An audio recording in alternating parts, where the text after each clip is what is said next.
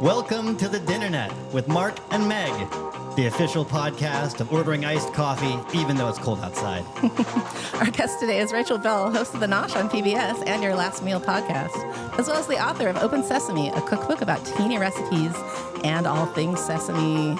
Welcome, Rachel. Thanks, guys. I love your opening music. Mark, did you make that? No, I wish I could say so, but it was Who made actually Meg. It was my dad's band from 1963. That is so cool. That's the Furies. No, it's perfect. And as it his gives me heir- a real vision in my head of where we are right now. Yeah, that's my little 19-year-old daddy playing drums in Longview, Washington. People don't know it, but we're in a smoky bar right now, drinking cocktails in Pioneer Square. and calling each other cats. Exactly. We are in the deepest, smokiest oyster cellar. That's right. The OC. Live from the OC. Live from the OC. Rachel, how's your week been? I had a good week. I'm a jock now. I want to just report this. I played soccer yesterday and my legs hurt real bad. I haven't played since I was 5. I was on the Muppets. You guys probably heard of it. 1985, Pleasanton, California. Wow. Big team. The And Muppets. it's Like really, the Muppet Show. I was like, what? You're on the Muppet Show? Yeah, it's on the Muppet Show. That's when the kids choose their own team name. And then, that's exactly. But it's funny because I feel like, when you're in high school, that whole Clueless thing, it's like stoners on the grassy knoll over there. You're in the jocks, you're a brain. And so I was a stoner in high school and a metalhead. And so to me, this was like a big leap joining an organized sport. And I thought, how I have grown. Like, it doesn't matter anymore. I can just be me. And me wants to run around a bunch and get real sore the next day. I'm so thrilled to hear that you were a metalhead. Are we both secret adult metalheads? I am not a metalhead any longer. You've lost your metalhead. I'm wearing a sweater with mallards on it right now, but I still have the soul of a metalhead secretly. I'm wearing a t-shirt with Smokey the Bear. But like we still remember. Oh yeah, It still lurks within I can us. sing Pantera if it comes on the radio. I'm so excited to hear this. Walk. Okay. Marco, how was your week? It was a bad vibes week, of course, for obvious reasons. I'm glad we're just letting it all out here. Yeah, Good therapy sesh. I retreated into just kind of taking in a lot of art. I saw The Brutalist, which Sounds uplifting. it was maybe not the right movie to see. It's like 5 hours long, right? Yeah, it's 3.5 hours. It's sort of like cinematic Stockholm syndrome, where you're like, I spent 3.5 hours. I guess I liked it because Because they made me like it. Didn't get up and leave. It has an intermission, right? It does. Yeah, it has a 15-minute intermission. I saw this dude on TikTok talking about it, and he said something like, oh yeah, one thing that was really amazing about it was it had an intermission, which I've never experienced before. And you're like, I have pause on my remote control. Yeah, right. I think nothing could say more about that movie than focusing on the fact that it has an intermission. Right. So generous. That's right. When somebody tells you like the best thing about where they're from is that it's near this other place. Yes, Yeah. exactly. Exactly. But I also saw Arouge Aftab at the Crocodile, which was great music. Cool. And then we saw Carmina Burana. Yeah, Mark and I went to see the Seattle Philharmonic at Benaroya Hall. I wrote a story. Speaking of metal, I wrote a story for The Stranger called Carmina Burana is Metal as Fuck, and this is why you should go, because it is. And they did a live production, and I got a pair of free tickets. I had already bought them, so my partner and I went with Mark and our friend Bess, and it was beautiful. Yeah, that was an incredible performance. It was the Seattle Philharmonic Orchestra, and then the Seattle Symphony Chorale, and then the Northwest Boys Choir. Yeah, they had a full boys choir. It was. There were like 150 people on stage. A couple of culture vultures over here. Super Wow. metal. Yeah. So, Rachel, you just put out your very first cookbook, Open Sesame. Yes. How has that been going, touring for it? Tell us a little bit about it. Well, guys, I had an exhausting tour around the city of Seattle with 5 days in Portland, Oregon. But yeah, it's going great. It came out in mid-November with Sasquatch Books, which is based here in Seattle. Awesome. And I mean, it was so fun. I'm serious. The whole thing was fun to me. Like, I hear a lot of people saying that the hardest part of writing the book is writing the book. And I'm like, I didn't experience that. No. I really enjoyed all of it. Sasquatch Books is amazing. Like, everybody there has great taste. They're fun. They're encouraging. They're positive. They're nice. And so it just worked and it flowed. Yeah. I don't know about you guys, but I've found throughout my life, it's hard to find creative partners that you really vibe with. Yes. So it's like maybe you have the same vision, but then they have a different work ethic or vice versa, or all kinds of things that can happen. And this was the first time in my whole life where everyone involved, and of course there's a lot of people because you're making a whole book, everybody was on the same page. And so I'd like to think that, it came out in the book. The book is beautiful. The designer did such a great job, the photographer, and I'm really proud of it. It's very colorful, which was on our vision board. Did you have this book in your skull for a long time before it manifested? No, not at all. That's why it's kind of interesting. Yeah. So I was approached by Sasquatch to write the book. My story, I hope to inspire people to back away from their computers and talk to people in real life. Because what happened is I worked at Cairo Radio for a very long time, and 13 years as a reporter. And when the pandemic happened, just like everywhere else, we couldn't have guests in anymore. So all the interviews went to Zoom. And then finally, after 2 years, we were allowed to bring people in. And the first person I brought in was Jen Warwick, who at the time was the publisher of Sasquatch Books. You're a friend of mine. I'd never met her before, though. That was the first time. Yeah. And I was doing a story that I was interviewing her for. So she came in studio and we just really hit it off, and we chatted for like 20 minutes, 30 minutes before I even turned the mic on. And I like to throw this in because I feel like a lot of people say it's really hard to make friends as adults. And I have a patented kindergarten method that works every time, which is at the end of the interview, I looked at her and I said, "Do you want to be my friend?" And she said yes. Of course. So 3 months later, she messaged me and said, "I heard an episode of your podcast that you did that focused on tahini, and it sounded like you were real into tahini. And we've been wanting to make a tahini sesame cookbook. Would you be interested in writing the proposal?" And I was like, "What? Yes." I mean, I've wanted to write a book my whole life. My dad's Israeli. I grew up eating a lot of tahini. Yeah. It just was kind of meant to be. And if we hadn't been doing that interview in person, I know we would have gotten on Zoom, said hello, done the interview, gotten off, and that would have been it. Yeah. And I've been thinking since about a lot of things that have happened in my life, and almost all of them are from meeting people in person. Yeah. It sounds so basic, but people are shut-ins now. Yeah. You have to leave the house. Especially in this city. Yeah. Yeah. You have to. Seattleites do not like to leave the house. Well, thank you for indirectly validating the in-personness of this podcast.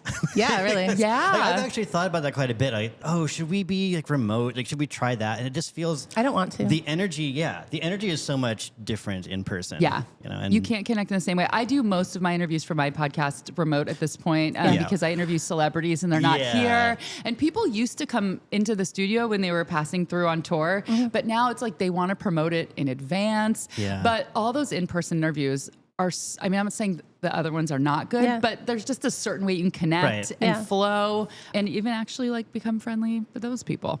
Have you ever had an interview that was really challenging for you? Yeah. Yeah, I don't know if I want to say who. Give us a clue. I've done my podcast for 8-9 years, somewhere like that. And I've only had one interview that I didn't use because it was so bad and the person was so rude. I don't know. I don't want to say, but that was tough. It's a lady actor. Okay. And not often though. But there's the thing is like it usually goes well, but there's a difference between an interview and a conversation. And these people are interviewed so much that they're just used to kind of going back and forth. The best ones are when they're really engaged and they ask me a question, not because I want to talk about myself, but because it then just becomes less of a Q&A. And you're having a human connection. Yeah, and people who are curious are just some of the best people. So like Isaac Mizrahi, for example, who actually wrote the foreword to my book. Yeah, I saw that. I met him that way. Cool. Yeah, just people who are inquisitive. William Shatner, very funny, fun, really interested, inquisitive, crazy, weird. I mean, if he insisted in doing a phone interview, I couldn't get him on Skype, Zoom. I mean, at the time he was in his late 80s. I was like, fine, we'll take it. Bad audio quality. And he was weird as hell. Yeah, I loved it. Worth it though. Like, worth it. Fantastic. Yeah.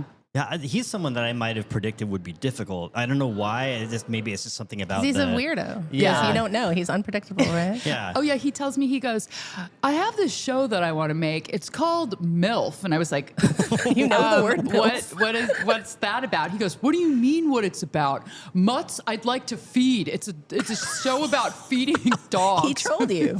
Trolled by William Shatner. He was serious. Oh my God. Yeah, it was very unexpected. Marvelous. Funny. Can we listen to that one? You sure can. Yeah, That's actually the most listened to interview out of all of them. I bet. Yeah. Go back in the archives. William Shatner. Bad audio quality, wonderful words. Right. When you were like, it's going to be bad audio quality, I'm like, I bet people listen to it anyway. Totally. Like, it doesn't matter if you Totally. got the content, right? Yeah. Yeah. So you have a new show right now called The Nosh that is focusing on people in the Pacific Northwest doing like really interesting things. How did that come about? So I work at Cascade PBS now, and when I left Cairo Radio, I left with my podcast, Your Last Meal, and I was doing it on my own for a while. And then when I got hired at Cascade, it was so interesting. They're like, okay, but if we hire you with your podcast, you have to make a TV show too. And I was like, fine. This show pony has to make a show. Yeah. So yeah, and I'd had, just like with the podcast, I'd had that idea for a long time, just swimming around, something I thought I would never make. Like with Your Last Meal, I thought it would be a TV show on Netflix that would never get made. Yeah, right. Because when I was a journalist, I don't know what I was researching, but I came across a website that listed every meal of every inmate in Texas who was ever executed, all the last meals. Yes. And it was so morbid and interesting. It's real like rotten.com Oh my God. type content. But I it just was remember like- reading things like that. But like, it wasn't like a BuzzFeedy thing. It was like an official website of Yeah. the state of Texas. It looks like it was Oh, from wow. And they like the record them 90s, all. like a very crude, plain website. Yeah. Angel Fire website. Yeah. Yeah, I don't know what that is. So maybe, sure, yeah. Just late 90s style website. Late 90s dark It's web. like Yeah. the ones with like all the sparkles coming, like whenever your cursor moves, there's some sort of like sparkly It probably thing. wasn't like that. Yeah. Is it like how Dino's website is, ironically? Yes, exactly. Yeah, Okay. for sure. If Sorry. anyone's listening hasn't been to Dino's website, pizza place here in Seattle, it's pretty fun. Yeah. So the official government website probably wasn't an Angel Fire website. Maybe not. Yeah. No. Anyway, that's the origin story of the podcast. But yeah, for the TV show, I'm just someone who's told stories for a long time. So I was like, let's just tell food and drink stories. So it's not, we're not going to restaurants just to see like, what are they making this week? It's more like trying to find stories. Yeah. Not super deep stories, admittedly. I mean, sometimes because, you know, it takes a lot of money to make those kind of investigative pieces. But yeah, last season was the first and it was our pilot season, 4 episodes. We just finished filming this next season. That's 8 episodes and that will start in April. And I think the most popular episode of the last season was about bagels, which are so Yeah. hot right now. Yeah. Literally coming Yeah. out of the oven at Hey Yeah, Bagel. literally hot. Yeah, Hot. he won't serve it any other way. Right? I know. And he was on that episode. So that evolved from just people constantly either telling me there's no good bagels in Seattle or Over and over. asking me where to get good bagels. Yeah. And like finally having this platform of the satisfaction to be like, no, I swear there are really good bagels. You just gave up a while ago, which I understand because I've given up on certain foods as well. Sure. And then you kind of just lose track. But yeah, so we're doing a pizza episode this next season. Great. Kind of the same reflection of that. Pizza's hot too. So Pizza's many different hot. kinds. Yeah. I know. Yeah. Served hot. And just kind of trying to like, you know, find interesting angles like a coffee episode because Seattle's so coffee forward, but instead we're focusing on the Ethiopian coffee ceremonies that you can do in Pike Place cool. Market, Smart. things like that. Hello M, amazing. Yeah. Yeah. Vietnamese coffee with Yen Vi Pham. I mean, she's the best. Yes. Yeah. Let's talk more about your cookbook because I'm really curious about the process of making that. How long did Yeah. it take, soup to nuts, from the day that Jen called you and was like, yo, tahini cookbook, until it's in your hand? So I had a pretty short timeline Yeah. because they wanted it to come out before the holiday season. And so they said initially, you have 5 months to write it. And then I ended up getting 6 months just because my editor was on vacation and couldn't get to it anyway. So from that first conversation to it coming out on the shelf, I think was 18 months, really fast. And since it wasn't my idea and not something I had brewing, I didn't have a list of recipes or anything. Yeah. I was starting, you know, from zero, from scratch. But it was one of those projects where I knew that it was something that for me was meant to be, because when I got the call that, I don't remember, for the proposal, to write the proposal, I was at work and I just put my work down and just started like brainstorming recipes.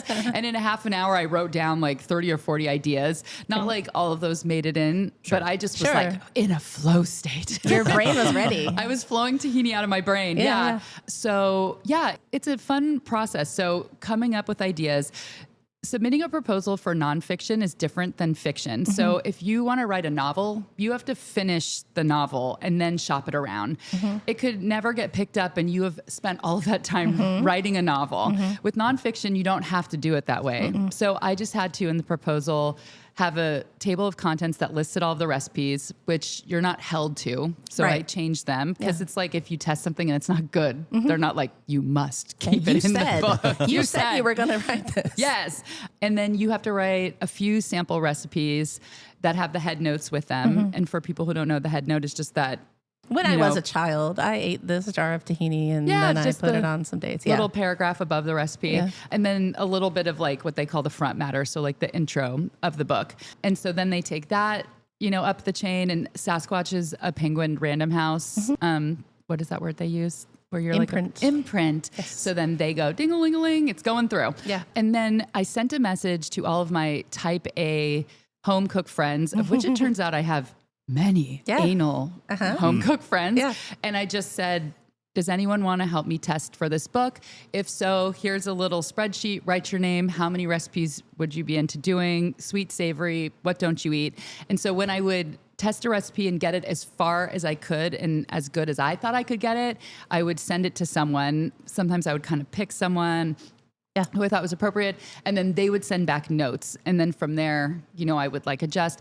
And you think that like, oh, I've got it. And then I didn't say baby bok choy. I actually said bok choy. And she's like, there was so much bok choy in the soup. And I'm like, oh no. So the testing is so important. Yeah. And a couple of, and for them to be honest too, I was very clear, like, don't try to, spare my feelings. That I want the recipes to be in to print. work. You can't go back into the doc and fix it. Yeah. So there was a couple recipes because of what testers said. I just scrapped them immediately. And because I had such a short time, I just had to keep moving. So there was a cake that I wanted in the book that did end up in the book. I'm surprised. But I tested it once and I took out all of the fat because I was putting tahini in, and I thought, well, it's so oily. This will replace the oil. And I'm like Googling, and all the internet's like, do that. Do it. Fucking do it. Yeah. So I did it, and it did not work. Like, the cake was supposed to bake for half an hour. It was in the oven for an hour and a half, and it was still just liquid in the center. And I hate wasting things. I hate it. I grew up with an immigrant parent, like just throwing things away, like the time, the money, the effort. And so just the death march I heard in the background as I like, dun, dun, dun, like walked this out and dumped it in the compost. I composted 2 or 3 more of that cake, and I was about to give up because I don't have time to keep doing this, Yeah. But then eventually a friend who's a home baker, she helped me get it right. But while I was making the book, I was listening to some food podcasts that I listened to already. And Melissa Clark, the prolific recipe developer for New York Times and her own cookbooks, she was talking about that for baked goods. Sometimes she'll test something 20 times, 30 times. I was like, that always blows my mind when people say that. How do you have it? And this other author was talking about getting a donut recipe right. It took her a year. So if you have a deadline, you just can't. But you have to do it, right? Like, I think a lot of people forget about that when they conceptualize, oh, I would like to write a cookbook. They don't think about the testing part at all. No. Right. And was there a requirement that they mandated for you, or it was just kind of your own? No, and I could have lied and just said I tested. They don't know. They don't know. They're not testing it. Yeah, they're just hoping that you have integrity. Yeah. But then your name is on the cover, and if they don't work out, people are like, Rachel Belle. Oh, and it's really important to me. I mean, it's already been happening where, I feel like we live in this age where people talk a lot about salt, which wasn't a thing, I feel like, before 5 years ago. Special when salt. Samin Nosrat started talking about, diamond crystal. And so in the front of my book, I tell people that I tested all the recipes with diamond crystal. And if you're using Morton, use half as much because it's twice as salty because it's larger. Yeah. I don't always read that in people's books. Yeah. So like a friend had buying different salt. No, and I don't read the whole front beginning of like everything, So my friend very sweetly had a party where she told everyone to make a recipe from the book. And a friend made the tahini, or let's say the falafel spiced tahini deviled eggs. And she walks in with this face of shame, and she's like, I ruined your recipe. I'm like, what? They're so salty. And of course I'm instantly like, oh no, is it a bad recipe? But I was like, no, I just made them last week. And it's just the salt she used. They were almost inedible. They were so salty. So there's all these things you can't control. Like people's ovens have different temperatures.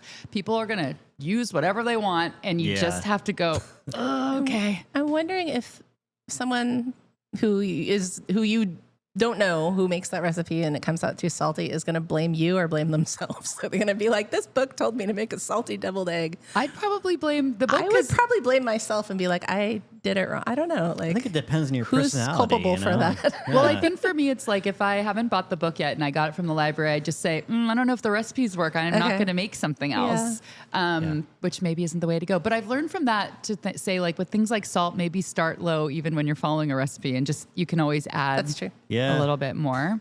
But yeah, that's how we learn. Giving Mistakes up are how control. we learn. Yeah.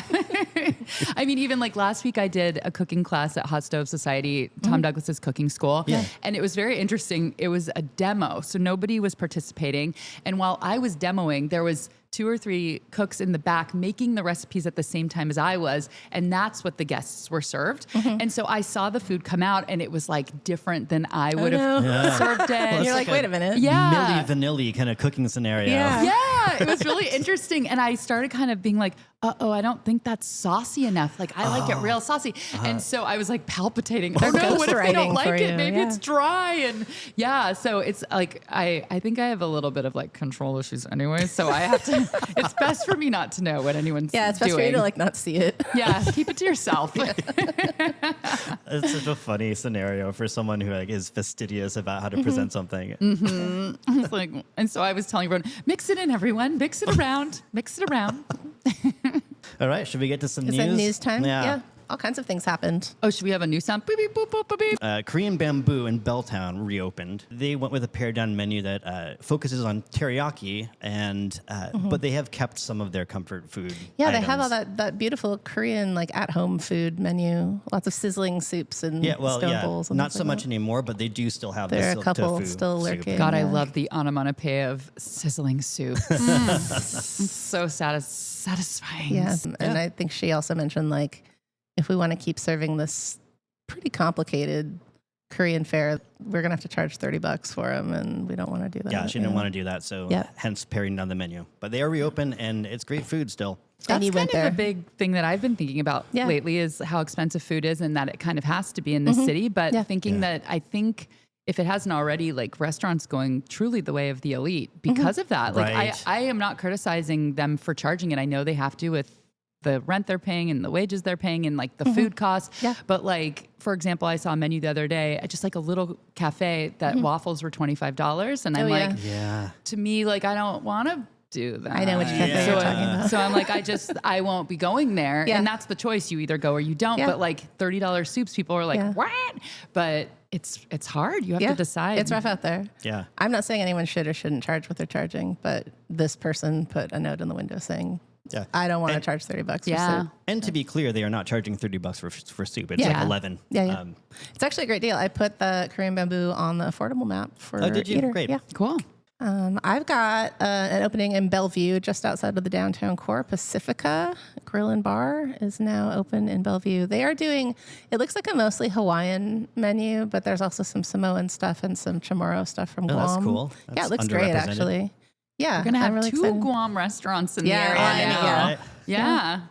There's also ST Hooligans, which has some Chamorro stuff as well, right? It does, yeah. They That's do. true, right? Yeah. 3? Just a few items on their menu, but yeah, so like we Yeah. have sort of like 2.5 at this point. 2.5. 2.5. I'll take it. It'll ease the line at Family Friend a little I'll bit, take right? it. That's Yeah. right. It makes me think of 2.5 Men. Don't make me think of that show. Let's and a move half. on. Oh my God. Guam dishes. Yeah. My apologies. Let's not think about Never 2.5 think of that. men. Yeah. The other news item is Woodski's. The bar in Fremont is closing. Their last day is Friday, January 31st. Via their Instagram, they just mentioned, due to unfortunate circumstances, Woodski's will be closing the doors for good. So I don't know what those unfortunate circumstances are. I wasn't able to get a comment on that. But Okay. there are many unfortunate circumstances happening right now. So No kidding. What you an can unfortunate several weeks. Yeah. And maybe the biggest news for the city is the James Beard Awards semifinalists. Yeah, they were announced. announced. Yeah. Famously, we were snubbed last year, so everyone's excited and knew that they might win something. Yeah. Speaking of Yen v Fam, that's what we call a tease in the biz. Yeah, Yeah. exactly. Yeah, so they were nominated for Outstanding Restaurateur for Fabuk, The Boat, and Pacific Standard Time. I want them to win so bad. I know, Weren't right? they nominated for the same last year? Yes, They were. They were. Ugh, Yeah. I want them to win so badly. And this isn't just for the Pacific Northwest category. This is for like the whole country. Yeah. They're just the best people. And I mean, it's like those kind of people where you're like, how are you in all these places at once and in the best mood? And you just are laughing all the time. And you just like 24 hours working. You have 35 dogs. Yeah, they're the best. It's super hardcore. 2 sisters and they're so sweet. Yeah. Also Seattle Pho royalty for people who don't know. Absolutely. so Their much. parents opened Pho Bok, which is believed to be possibly the first pho restaurant in the city. In Seattle, Yeah. Also for best new restaurant, Atoma, and the aforementioned Family Friend. I'm excited for Atoma. Yeah. They had a media hardship recently. They got a bad review. Oh, right. So I'm excited to I'm excited for their joy. That's a good Well, that sell. probably felt nominated, good right? for them. Yeah, They're I'm like, sure. well, the Seattle Times jabbed us, but the James Beard Awards didn't. Yeah. Yeah. Suck on that. Yeah. Outstanding bakery is St. Bread. Deserved. Yeah. Perfect. Absolutely. I support that. Really beautiful representation of both European and Japanese pastry styles there. That place is great. Outstanding wine and other beverages program, limited edition sushi. I still cannot get a reservation there. Yeah, we don't have enough clout to get a reservation. It's not Not there. free yet. I don't have enough money to get a reservation there. Yeah, there's that too. You Yeah, gotta very book elusive. that several months out in It's order true. to get in there, and I've not been on the ball enough. We also have outstanding bar Roquette in Belltown. Deserved. Congratulations to them. Unfuckwithable. Yeah, that place Yeah. is great. Yeah. Fantastic bartenders, beautiful cocktails, and a really incredible space. And our homies at Sopon got best new bar, which I am over the moon about, obviously.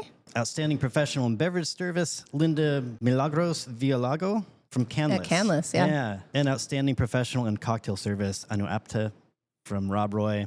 And then several best chefs, Another best from Canlis. Aisha, right? Yeah. Aisha Ibrahim. Janet Becerra, Oh, awesome. Jay Great. Blackington, Logan Cox from Homer, Jay Paniker from Katakali out in Kirkland. That's an Indian restaurant. Okay, so I'll just tell the people. So I know Mark because we met on a dating app and we went on a couple dates. Tell the people. Just let them know. Yeah, and then we became friends. But I think I remember asking you if you wanted to go to that place in Oh, Kirkland. seriously? Yeah, because we were talking about Kerala style food, and I was like, Yeah. "There's this place in Kirkland." Yeah. So when I saw it on here, I was like, "Kirkland." James Beard Awards. That's the place. Amazing. It's all come I've full never circle. been there. The third date we never had. The third date we never had. This is our third date. It's not too late. And I'm having How a uncomfortable. wonderful time. I'm your chaperone. No, it's funny. I literally run into Mark more than I run into anyone else He's I've everywhere. ever known in the city. He's ubiquitous. I see you everywhere. It is true. Yeah. we both like Which food. is what made it like easy Yeah. to become friends after just like a couple Yeah. of dates or whatever. Because writes it's like itself. I couldn't not be friends with Mark. He's everywhere. He's omnipresent. He is like- the Lord. He's like God, yeah. Oh my God. Yeah. He's everywhere. Did you know that about yourself? Um, Do you know I that you're mean, everywhere? You I- get I- cited everywhere? You know, like it's like they say, wherever you go, there you are, right? Wow.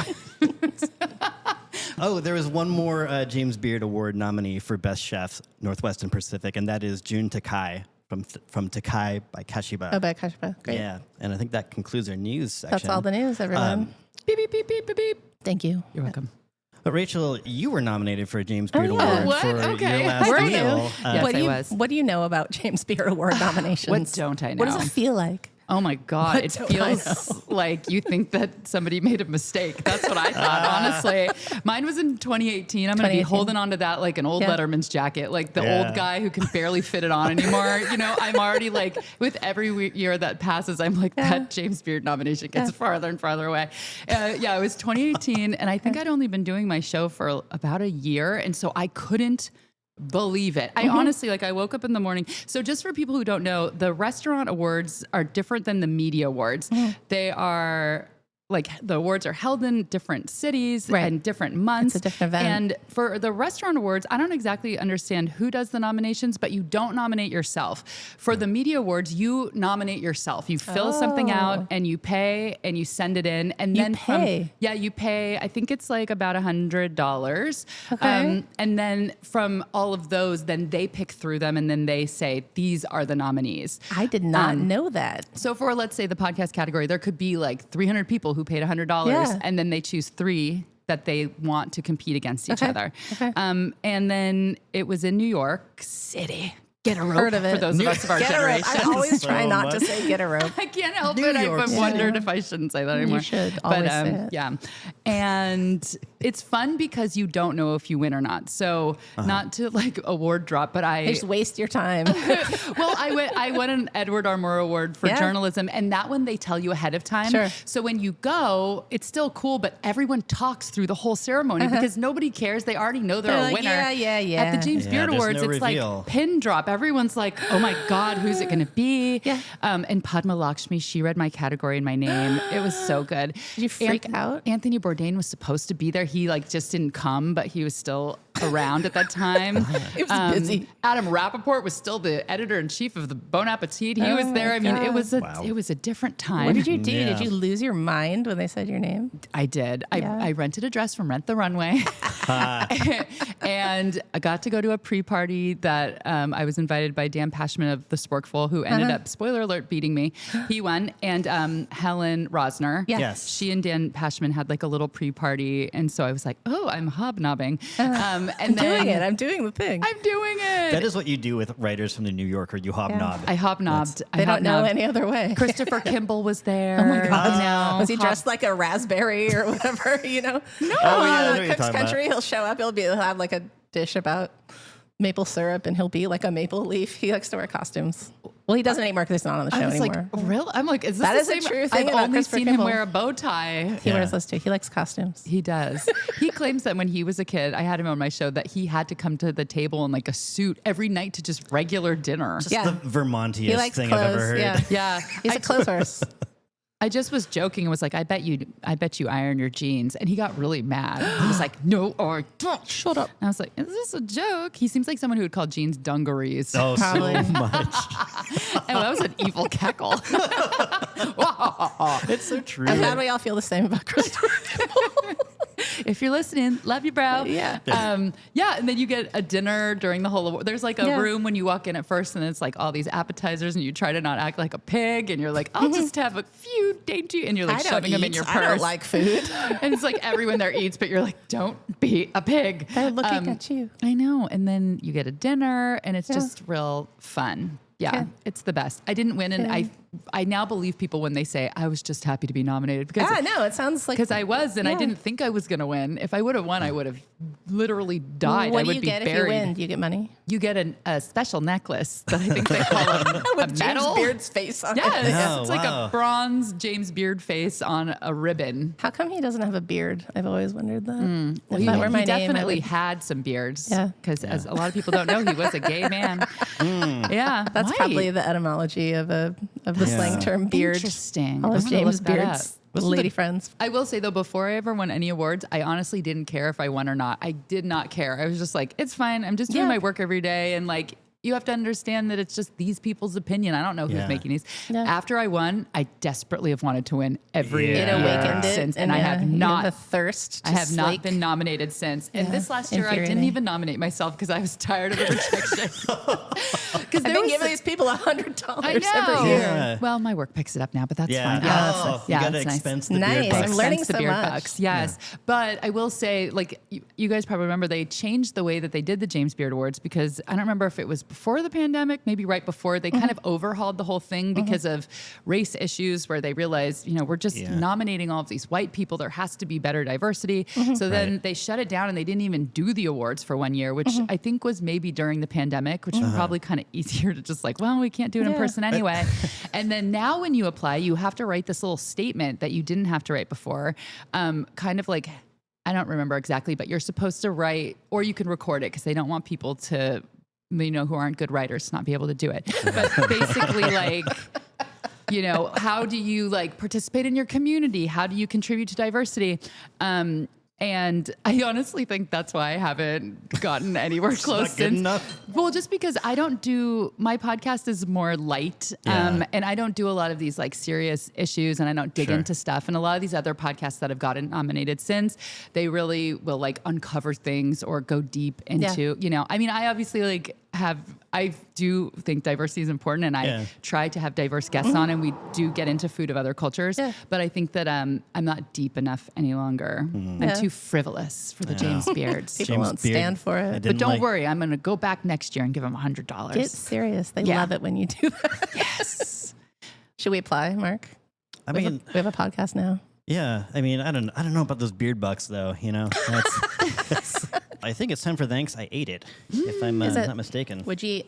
I went over to Pufftown Bakehouse, which is just yay. opened Never heard up. of it. So they just opened up in the Pike Place Market where Taxi Dogs used to be. And it's funny because our guest last week was talking about how much he loves the pastries at Le Pichet. Yeah. And it turns out that Pufftown supplies the pastries to Le Pichet. Well, I'll be down. Yeah, that was something I just learned. So I went over there and had a That's cool. potato gratin or a potato gratin if you're like really anglicizing way. it, you know? Yeah. But like, it's super flaky and delicious. Yeah, and, it's Yum. croissant based, but they do like a Christmas tree shaped croissant that has a pistachio twist up the Oh, side. I love that shit. Yeah. I love a gimmick. They're doing Do weird croissants. Yeah. It's really exacting laminated pastries. Yeah. And laminated pastries to me, like that's the sort of like upper echelon of pastry. That's the in hard my one. It's opinion. hard. Like Yeah. that's so Yeah. hardcore. That's all they do. Couldn't right? even Yeah. make one of them. Yeah. No. Have you ever tried making laminated pastries?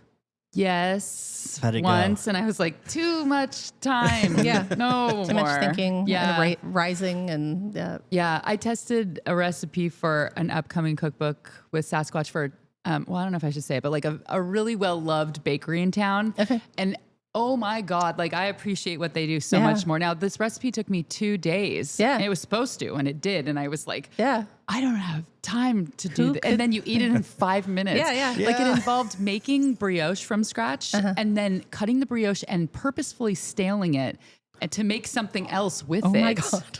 Whoa. And then 3 other things that went on it. And I was like, get the smelling salts. I have fainted on the fainting couch. God. So yeah, I feel like there's certain things that are, it's fun to do a project, but some things are just better to buy. That's why all the Yeah. bakery people wake up at 2 a.m. Yeah, that's the thing. Could Yeah. not live that life. No, I'm aggressively not a morning person whatsoever. I went to Lenox with my friend Mark DeJoy after the symphony. That's right. And I had this weird sense of guilt. Like, I don't want to drag everyone to this meal that I want to go to because I knew This- like Gorgeous meal? You dragged us? No. I'm not familiar with Lennox. my Lennox. God. So Lennox was a food truck in White Center, and it's Nuyorican Afro-Cuban food. And now they're in Belltown in the old, well, I keep wanting to say the old Marcos Supper Club, but it's been other things since then. It was the Innkeeper. Yeah, it The was other spots. Jerk Shack most recently. Shack, on it is. First and Yeah, Wall. that place is kind of cursed. It's a turnover spot I for know. some It is reason. gorgeous. You should go put your Okay. eyeballs on it. Gorgeous and incredible food. We What'd you just eat? got a giant feast. I always get the lechon with the cocoa greens and the pigeon peas and the arroz. I guess it's arroz gandules if you want to order it. It's like crackly. It's got the skin on it and the fat, just like the liquid fat releases when you cut into it. And it's just got lots of turmeric and I don't know. It's just very heavily spiced. Bless you for pronouncing the R. With the It's one of my biggest pet I'm a peeves. copy editor. Turmeric. I don't. Yeah, I can't. And it's got an the R. pink pickles style Haitian, the onions on top, and it's just very colorful Yum. and satisfying. What else did we like? They had a halibut dish that was Oh, new. yeah. That had sort of like a coconut barley side with it. Yeah. Oh. That was incredibly Beautiful savory halibut, and- too. Was that like Yeah. they cooked the barley like risotto with coconut milk? A little bit, yeah. Okay. Yeah. Yeah. That sounds good. There was ropa vieja with beef brisket. We liked the croqueta special, which Yeah. was sort of like mashed potatoes in the middle and like fried chicken Fried. on the outside. Oh. It was Wait, really they nice. like rolled it around in like chicken skin or No, something? it wasn't chicken skin. It was Oh. just crispy in that deep fried way on the Okay. outside. Chicken It's fried sort- potatoes. When I was a child in the 80s, my dad could cook 2 things, and one was Spam, and one was these hash brown patties that come in like a Frozen? little lineup. They're frozen, Oh, yeah. and then he'd cook them with like white wine. Like he Oh, thought they whoa. were fancy. Wait, he cooked the frozen hash browns in He'd white microwave wine? them, and then he'd cook them with mushrooms and white wine. What a curveball. Like, It was galloping weird. gourmet on it. But like it was like Francia white wine. Anyway, better Yeah. than what my dad used to make in 1988. I love it. And that's saying a lot. Rachel, where'd you go this week? A couple weeks ago, I went to Lopez Island and got to have ramen at Setsunai, Yeah. which is Oh, nice. so good. Yeah. He makes his own noodles. That was delicious. And then this wasn't at a restaurant, but we made a Basque cheesecake, which I had great. just had not had yet. Everyone's talking about it. I know. That's Yeah. why I wanted to make one because I'm trying to be hip and cool. Yeah. Whoa, they're good. Yeah. So good. The texture is so different than the kind of cheesecake that I think a lot of us are used to. It's just so smooth and silky. It's almost like if you steamed eggs in a way, but like a little creamier. Mushy sort of custard. Yeah, like chow and mushi. And then this last week, I like to once a year plan a restaurant crawl for my friends and like choose a neighborhood and try to do like a bunch of very diverse places in one day and like think of things that people might not have tried. So I ate at some places that have been around forever that I've never tried. One being Oriental Mart. Oh my I was God. just there last week with Harry Cheadle. It just had not been. And for people who don't know, it's a Filipino lunch counter that's been open, I believe, 52 years, maybe 54 years. Yeah. Oh my God. In Pike Place. Yeah. The woman who owns it is so funny and fun. Very, very Lila. funny. Yeah. She's our friend. She's coming over for dinner. She invited herself and we said, she is Seattle sure, royalty. Come along. Yeah. The food was so good. I can't wait to go back because we got just kind of a combo plate and with everything and we all split it. And she'll give you little extra bits too. She's like, no, you got to try the salmon. She'll put it on there. Yeah, she put everything in it. So I didn't get like a lot of everything. So I want to go back and just have my own plate. But that was really good. Yeah, I got the longanisa. I have to get the longanisa. It's required. That is a requirement. I loved, I don't remember what it's called, but the sour salmon soup. The sinigang. Yeah, that was so good. And so the whole fried fish was very good too. That she kept telling us there was no bones. And there weren't. There were no bones in a whole fried fish? No bones. There's no bones in a whole fried fish. No bones in a whole fried fish. I love that song. I do too. I was in your dad's band. Actually, this is like a You Are the Father Maury moment. I wrote that song. You're my father. In any event, new theme song just dropped for, I think, My father. I went to Paper Cake Shop to celebrate with Mark and Karuna Long, who got a Sopon Nom. And we ate cake because we were excited. Are so beautiful. Yes. Yep. And what's so great is they also taste incredible too. And I am so tired of the social media thing of being like, here's a photo of a beautiful food item that doesn't taste like anything. It tastes like a ding dong. Yeah. No, it was an elaborate. Like I just did a whole podcast on ring dings Yeah. and ding dongs. Oh, really? So yeah, careful. Paula Poundstone will come for you. Yeah. She loves all that. wait, what's a ring ding? A ring ding is only available on the East Coast, and then the rest of the country gets ding dongs. Okay. But it's chocolate cake. It's a little circle. Like so when you get the ding dongs, it's wrapped in the foil, or at least it used to be. Yeah. A circular 2 layers of chocolate cake with cream filling wrapped in a dark chocolate shell. Probably not dark chocolate. Yeah. Just Probably chocolate. not. Probably lots of Chocolatey covering. Chocolatey. Well, they spell cream CREME, so you know it's real. Yeah. But there's a place in New York City called the Ring Ding Bar, and she makes artisan versions. She mailed me some, and that was actually the best thing I had last week. She does a pistachio raspberry ring ding. So like that really tender, moist, dense cake, which is my favorite, with pistachio mousse in between, and then homemade raspberry jam. And then it's dipped in white chocolate, which isn't my favorite, so I peeled that part off. Yeah. But it was so good. It was so good. They deliver to the whole country.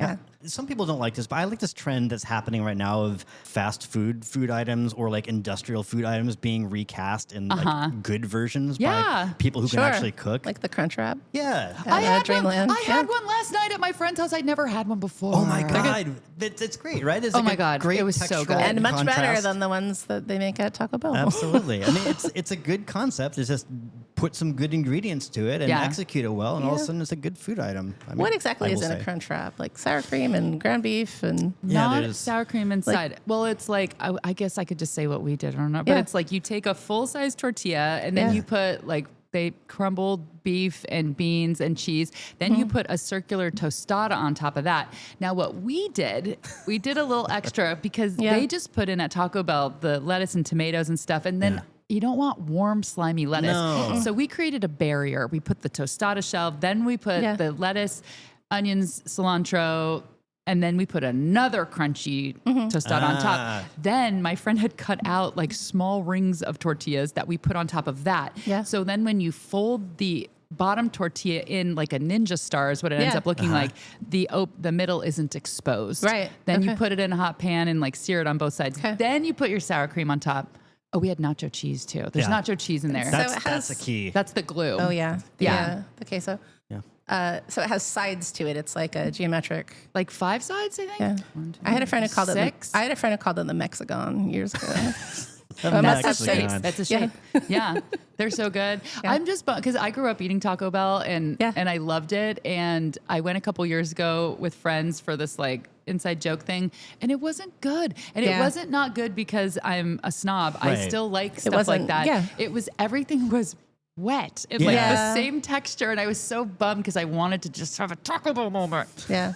Totally. Yeah. Oh yeah. Anyway, Paper Cake Shop was good. I don't remember what I was going to talk about the cake that we had. Sorry. I was shopping for birthday cakes. My birthday's next week, and I think we decided on the Year of the Snake cake, also called the Good Fortune cake. That was, let's see if I can remember it, mandarin orange cake with orange caramel as well. The orange is in the it was caramel, mandarin caramel. Interesting. and walnut buttercream, Yeah. Oh. and little stars on top. There's something else amazing on this. Oh, there's kumquats on top. So it's mandarin and fire chocolate. sauce from Taco Bell. It's Shortly. It was chocolate cake with mandarin caramel. But the That's cake what it was. itself had Yeah. mandarin in it as well. Okay. There's orange in the cake, like a Medici at a Cafe Yeah. Fiore. I like how Yeah. you're going around doing cake tastings for your birthday like it's a wedding. Exactly. I wanted to eat that cake that I saw on the internet, so I went over there. And then Karuna happened to have gotten the sopan nom for the James Beard, so I was like, come over and eat cake. All right. Well, should we get into one more thing? Maybe food resolutions for the year? Oh, yeah. You were talking about you make food resolutions, which I love.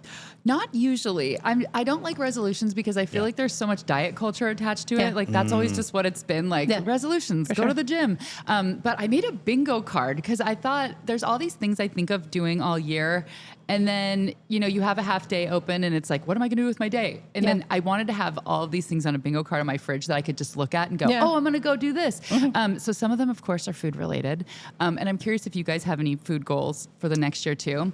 I've knocked 2 off my list, but one of them, the main one was I want to cook from the cookbooks I own that I never have used before. Oh, great. So many, I've never made anything. So like at least one recipe from those. I wanted to ride my bike on the ferry to Bainbridge to get fish and chips. But last week, because it's been so sunny, actually, we rode to Brendan McGill's Cafe Hitchcock and tried his Detroit style pizza. Oh, Fantastic. I'm that so is jealous. my- I keep that is meaning to my do resolution. that. Yeah. The photos are so gorgeous. And then rode back on a bike. So like check. Nice. I Nice. want to make homemade miso, which I've never done before, which That's is baller. a long game because it Yeah. takes at least 6 months to sit. And then, what was the other? Oh yeah, I want to have a make and take dumpling party where people come over and bring ingredients and then we make 2 different kinds and then you can take them home and freeze them and have them Good, for the good, winter. Yeah. That's fantastic. Do you guys have any food resolutions? We keep trying to make kinkali dumplings. Stephen finally got a pasta roller. We were trying to roll it with a rolling pin for a while because we were traveling in Georgia years ago, the Republic of, and they were making these kinkali dumplings, which are like oversized shumai kind of, or xiaolongbao rather, not shumai. Then they're soup dumplings. They look like a medieval coin purse sort of, and then there's like a pork and beef meatball inside with parsley and lots of soup. Meat riches. Yeah, but we weren't getting like the consistency of the dough right. So I think we want to perfect that. Yeah. The kinkali. They're hard to find around here because they're labor intensive and you can only sell them for so much. I think it's kinkali that did you read the article that Naomi Tomke wrote in Seattle Met? That there's a lady, I think it's a lady spa, like a Korean spa somewhere down south, that for some reason the restaurant attached isn't Korean. It's Eldar's in Is that what it Federer is? Way. Yeah, it's yeah, Eldar's, which that's right. I'm mildly obsessed with. And what is it, Ukrainian food? So I think he is Uzbek. Okay. So I this think they place have is so- kinkali there. They do. This is funny. I like Eldar's. When you go there and you're like, that's a spa. Where is the restaurant? You go up a staircase that is attached to the outside of the building. Oh, so you have to get dressed? It's like you're going up 2 stories in the cold. You go up, you open the door. There's like steam billowing out of a kitchen to your right, and to your left, there's a living room. And you're like, what?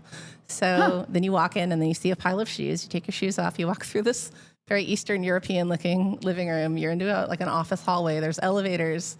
You're led to the right, and then there's an old office with cafe tables in it, and that is Eldar's kitchen. And they have curious food, they have Uzbek food, they have Georgian food. A lot of it is shawarma. It's a lot of Russian being spoken there, and you sort of figure out what to order. All right, before we wrap, I was just going to say, for my resolution is the thing I call Try January. And it's Try? Yeah. I don't even know what that is. And I'm 3 already drinks a laughing. day. Yeah, it's where you try any restaurant that you haven't been going to because you think it's too busy. That's the deal. Yes, that's such a good one because I've done that a few times and the restaurant hasn't been busy when I've been there. And I'm like, oh, why have I been avoiding this? Yeah. Yeah. All right. Short episode today. Thanks for being on. Next week, we have Gabby Park, who's the patissiere at Paper Cake Shop. They better bring cake. I hope so. Yeah. All right. Thanks for having me, guys. Thank you, Rachel. See you next week. Everyone.